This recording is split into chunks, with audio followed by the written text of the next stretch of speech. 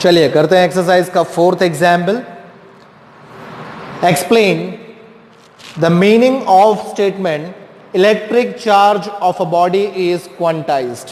Right, तो first हम solve करेंगे ए को, electric charge of a body is quantized. And second में हमें बताना है why can one ignore quantization of electric charge when dealing with macroscopic, that is large scale of charges. Right, तो second में हमें बताना है we have that we can ignore quantization of charge when we dealing with macroscopic quantities, macroscopic bodies means the body which having very large charges। चलिए इनके बारे में बात करते हैं। सबसे पहले electric charge of a body is quantized. देखिए इसका बहुत सिंपल रीजन है, जब भी हम किसी एक बॉडी को दूसरे बॉडी से रब करते हैं, राइट, तो उनके बीच में क्या होता है, चार्जेस एक्सचेंज होते हैं। राइट, किसी एक बॉडी में से प्लस निकलकर दूसरी बॉडी में जा रहे होते हैं, उसी समय किसी एक बॉडी से माइनस निकलकर पहली बॉडी में जा रहे होते हैं। तो ये जो एक्सचेंज ऑफ चार्ज है ये हमेशा इंटीग्रल फॉर्म में होता है। इंटीग्रल कहना का मतलब, मानिए हम ऐसे कहेंगे कि यहां से 10 चार्ज वहां गए, वहां से 10 नेगेटिव चार्ज यहां पर आए, मतलब हम कभी ये नहीं बोलेंगे 10.5 चार्ज या 2.5 चार्ज या 5.5, यानी इंटीग्रल फॉर्म, यानी हमेशा राउंड ऑफ फॉर्म में चार्ज जाते हैं। राइट, इसलिए हम क्या बोलते हैं, charges are always quantized.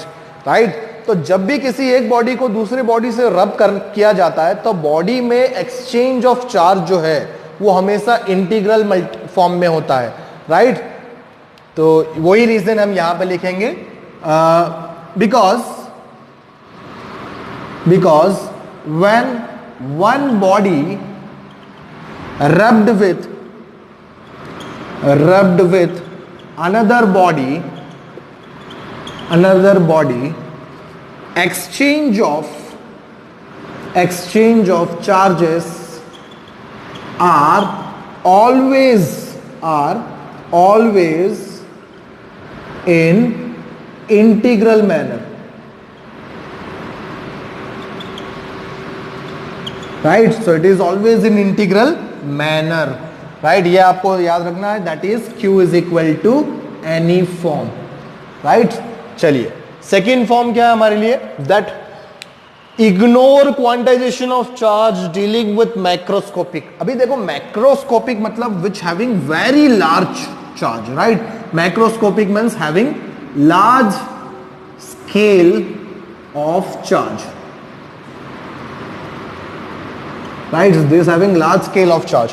Okay, so इसके पास बहुत सारे चार्जेस होते हैं, वहां पर हम क्या इग्नोर कर सकते हैं, क्वांटाइजेशन का फॉर्म इग्नोर कर सकते हैं।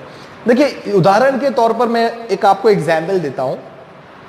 मान लीजिए आपके पास एक ग्लास या हाफ ग्लास ऑफ वाटर है, ठीक है, और उसमें आपको फाइंड करना है that what are the amount of molecule present in a glass of water. तो वो बहुत इजी है, आप उसे कैलकुलेट करेंगे और वो कैलकुलेटिव मैनर में भी है, ठीक है।